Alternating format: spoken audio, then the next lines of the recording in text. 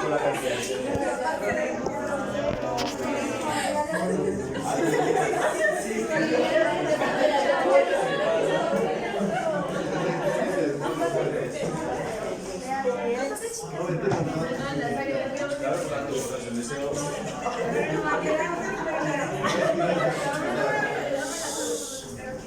Y esta imagen le gusta mucho. En el bulbo raquídeo donde se sensa o donde está el centro respiratorio, pues está en el bulbo raquídeo y en la protuberancia. En el bulbo raquídeo. El centro respiratorio está en el bulbo raquídeo y en la protuberancia. Uno tiene el centro apnéustico. Apnéustico, ¿qué es apnea? No, es apnea.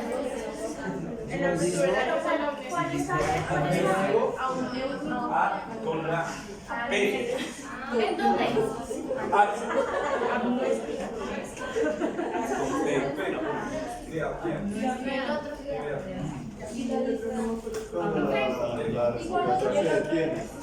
Apnea. Neumo.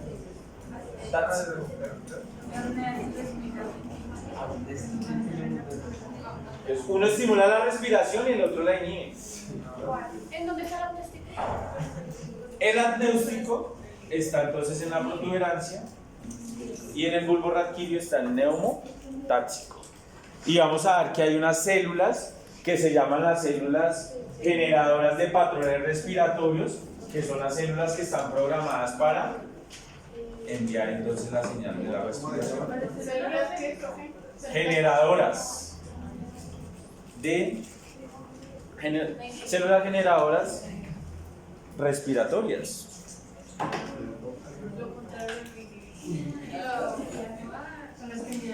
Las señales, las que más. ¿Nosotros controlamos la respiración? Sí, voluntaria. Si yo salgo a correr la media maratón y llego allá al final con la paleta de goma,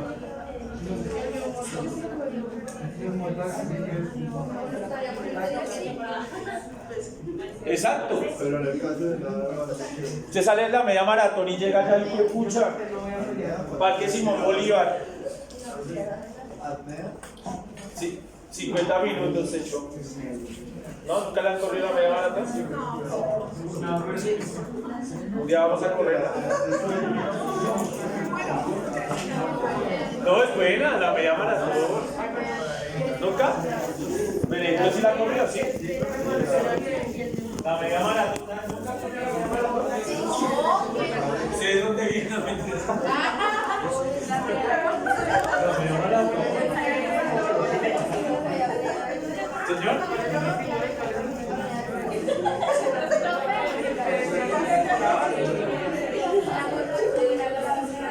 El apnéustico está en la protuberancia y el neumotáxico en el bulbo raquídeo.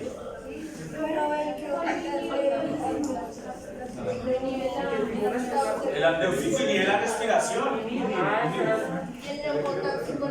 La aumenta. Y el apnéustico, si es apnea, a usted no le han dicho, ay, tiene apnea del sueño.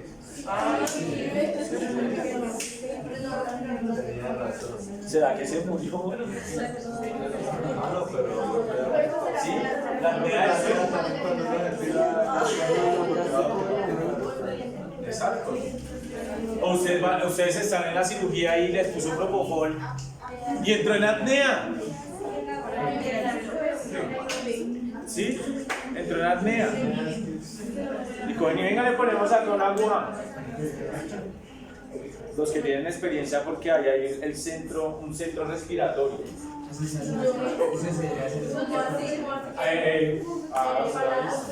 Acá en la silla. Exacto. Se levanta acá al lado, le manda la aguja. Y el paciente empieza a respirar. Yo he visto que en la nariz.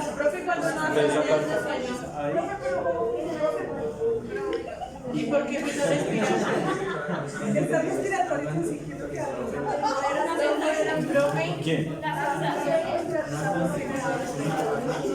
Son los patrones normales del ritmo respiratorio.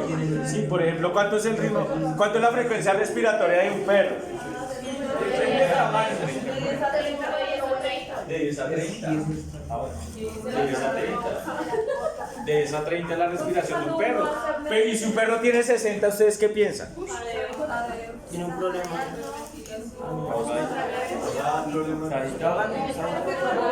Taquipnea. Taquipnea. Y si el paciente deja de respirar, apnea.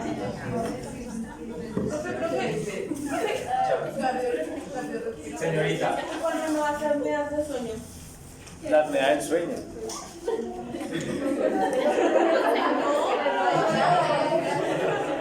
No, sí. Y se sabe que ya pasa. Se va alguien dormir y eso es. ¿No han visto a alguien dormir?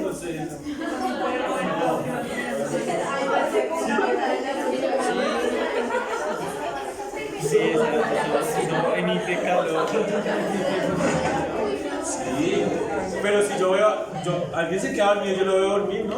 La mamá, la novia, ¿no?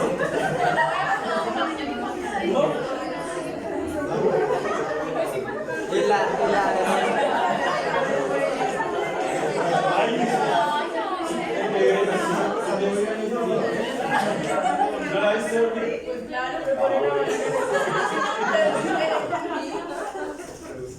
Bueno, no veo dormir los animales. ¿O usted no han visto a su perrito dormir?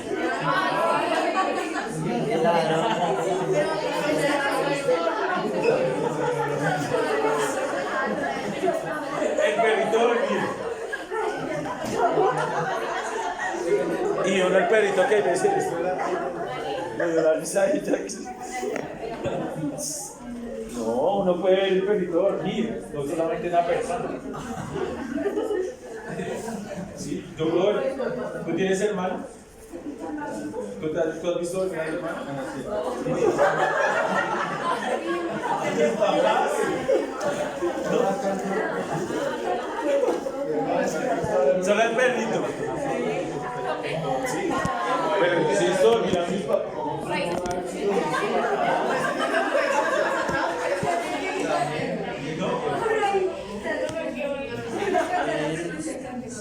Pero sí, yo sí soy. ¿Tú lo has visto dormir a tu papá?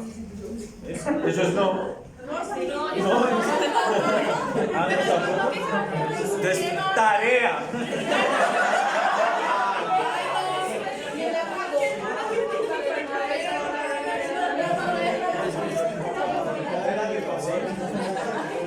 No, hay gente que digamos deja de respirar.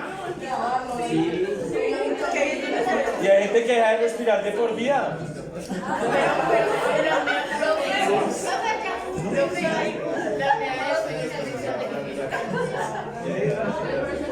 Lo que pasa es que en la apnea del sueño hay un bloqueo neuronal porque viene una onda lenta hacia el centro respiratorio, hacia el área apnéutica y estimula la apnea. Entonces viene lento. ¡Pum! Y llegó la descarga para que se suprimiera la respiración. ¿Será que sí? ¿Señora? Cuando sueñan, yo creo que soy la pesadilla de ellos. ¿Te está chuzando uno usted? No, sí, ellos sueñan.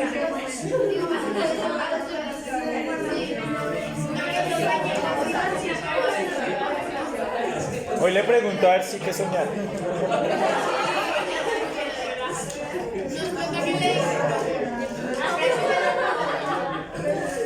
Le preguntamos a ellos.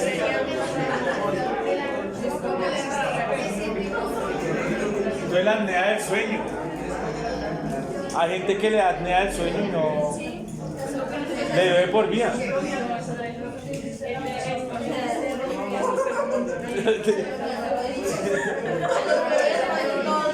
Los bebés, porque los bebés tienen desarrollado el hipotálamo y el encéfalo.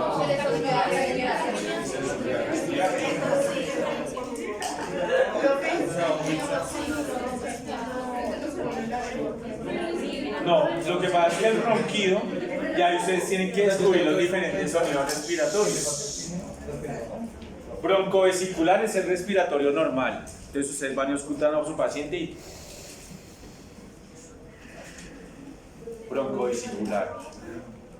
Pero si ustedes escuchan un silbido, una sibilancia. Y si le escuchan un ronquido, un estertor, un estridor, Entonces esos son los sonidos respiratorios normales. Y estridor. Broncovesicular. Y el sonido es normal. Si yo escucho un sonido timpánico, el pulmón está congestionado. ¿Sí ves? Entonces uno escucha y el sonido no se escucha. Está congestionado ese pulmón. ¿Sí ves? O un silbido. ¿Será que este gato tiene asma? ¿Ustedes sabían que a los gatos les da asma? Sí. Les da asma. Asma felino.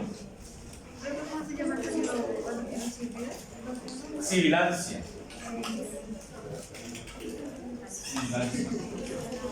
Entonces a los gatos les da asma. Y el gato se queda ya erizado quieto, intentando respirar. Y tiene asma felino. Es frecuente. Entonces ustedes auscultan con su Littman Cardiology o con su trabajo. Tiene sibilancia. En gatos, signo frecuente entonces de el asma felino. Sí, pues, y con la radiografía, ¿no? Si ustedes tienen un problema respiratorio, también es radiografía, ¿no es cierto? Entonces, radiografía, dependiendo del tipo de patrón que tenga, un patrón intersticial o un patrón difuso, ustedes clasifican la neumonía.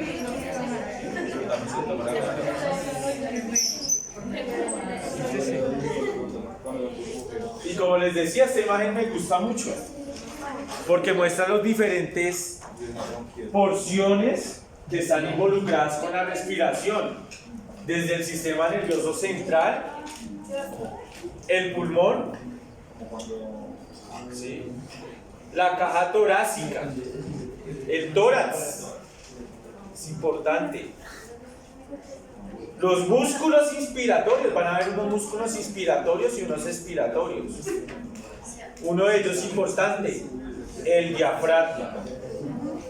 ¿Sí conocen el diafragma o no conocen el diafragma? ¿Quién inerva el diafragma? El nervio frénico. Y el diafragma y el nervio frénico y el diafragma están involucrados con el hipo. ¿A ustedes les da hipo o no les da hipo? ¿Sí? Porque hay hipo cuando uno pronto come ají y toma gaseosa. Ahí me da por eso. Ese hipo es una despolarización que se genera en el nervio frénico y genera la contracción del diafragma.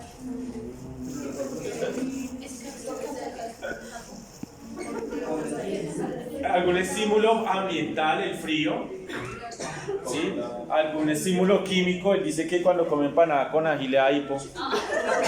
No, al ají y uno toma gaseosa, ahí me da hipo. Eso, miren. Porque la gaseosa se la tomó helada. Profe, ¿qué dice que cuando uno quiere ir a comer azúcar? No, déjame respirar. O se pega a tomar agua al revés. ¿Cómo se tomaba al revés? Se tomaba agua al revés. A mirar de patrón.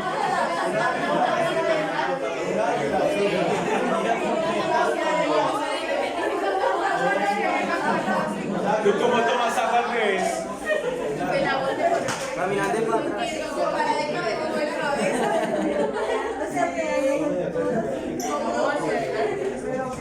Yo pensé que le estaban haciendo un enema. Hacia cualquiera se le quita el hipo.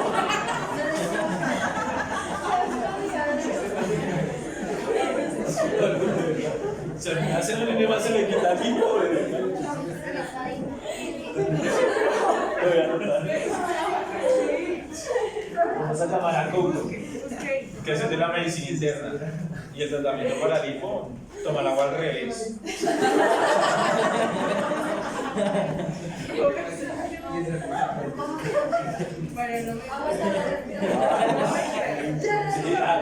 es molestar.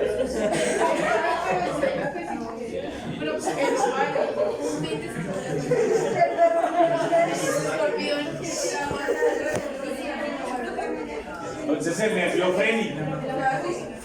¿Simpático o parasimpático? Parasimpático. Ah, no. Parasimpático. Simpático. Simpático. Nervio frénico simpático. Listo. El diafragma. Sí, el diafragma es el músculo más importante inspiratorio. Aquí como cuando veíamos primer semestre, ¿se acuerdan? Ah, no, segundo semestre. Sí, ya como... ¿Sí se acuerdan de segundo semestre? Que vimos el ABP circulatorio. Sí. Y decíamos, ahí el ciclo cardíaco se divide en la sístole y en la diástole, ¿no es cierto? Acá el ciclo respiratorio lo vamos a dividir en la inspiración y en la expiración. Miren. Entonces, ese es el ciclo respiratorio. Inspiración y expiración. Por eso hay músculos inspiratorios, como el diafragma, los intercostales externos, el serrato, el esternocleidomastoideo, que en el perro no lo tenemos, ¿no? Entonces por eso no lo ven ustedes. Pero en el humano sí es respiratorio. El serrato ventral, todo eso lo van a ver en anatomía, ¿no? Y expiratorio tenemos los intercostales internos. ¿Sí? La inspiración es activa, necesito fuerza, necesito energía. Y la expiración es pasiva, el gradiente de presión. ¿Listo? Inspiración es activa y la expiración es pasiva. Inspiración activa necesita energía. Sí. Y la Aunque ese ratio también. Pero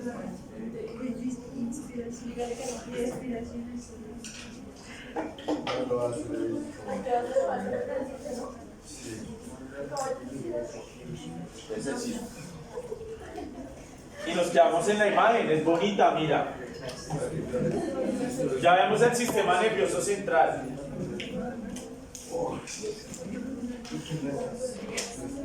Tenemos lo que es el pulmón.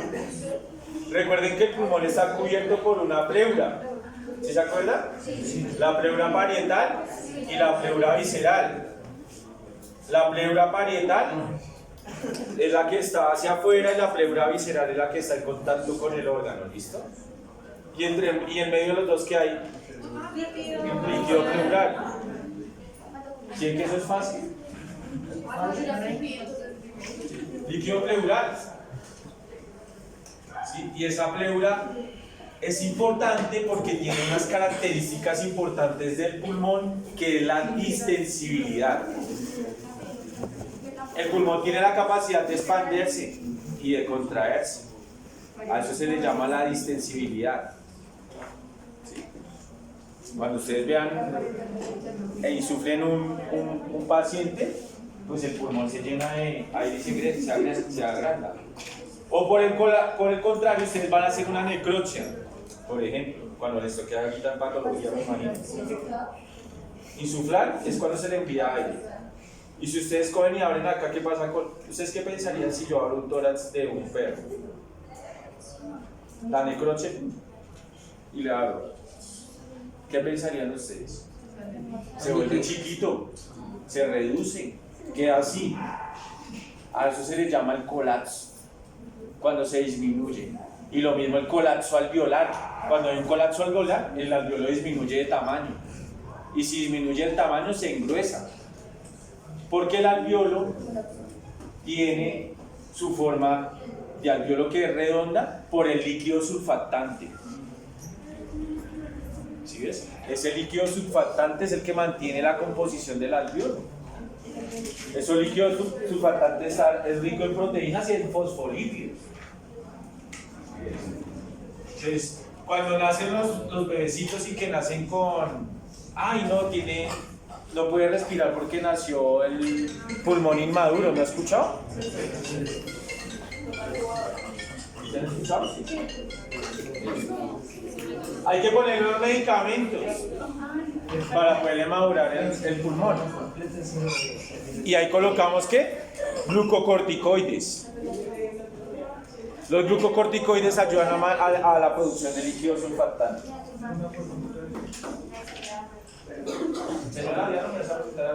No me quedé pensando.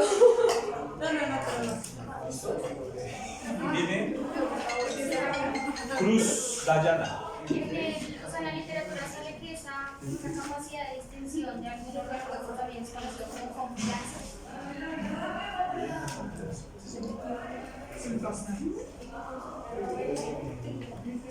Líquido surfactante.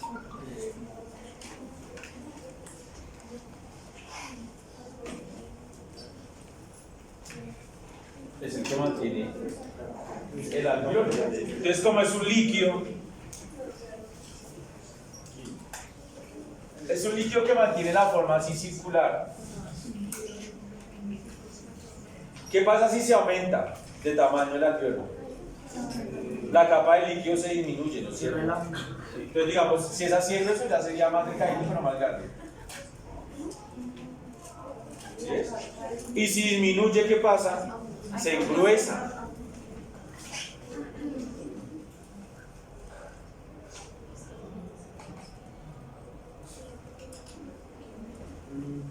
Se engruesa. Profe, ¿y por qué con el mal de altura de los pulmones se enteran, o sea, el edema pulmonar? El edema pulmonar. O sea, chiquita, muchos Hay un problema ahí. Lo que pasa es que, digamos, por eso se llama cuando le da mal de alturas o soroche, también cor pulmonare, porque las alteraciones cardíacas también van a generar consecuencias a nivel del pulmón y genera un edema pulmonar. Genera un edema pulmonar y va a dificultar aún más la respiración, porque cuando hablemos de la barrera respiratoria, hablamos del alveolo, del espacio intersticial y del capilar. ¿Sí? Entonces, se genera un edema pulmonar. ¿Qué sería un edema pulmonar? Líquido en el pulmón, pero ¿en qué lado? En el espacio intersticial. En el espacio intersticial. Entonces, si hay líquido en el espacio intersticial, pues va a aumentar la barrera y por lo tanto se va a dificultar el intercambio gaseoso. ¿Sí? Por una hipertensión pulmonar, por ejemplo, en un gato una hipertensión pulmonar va a generar edema pulmonar, o una hipoproteinemia también genera edema pulmonar.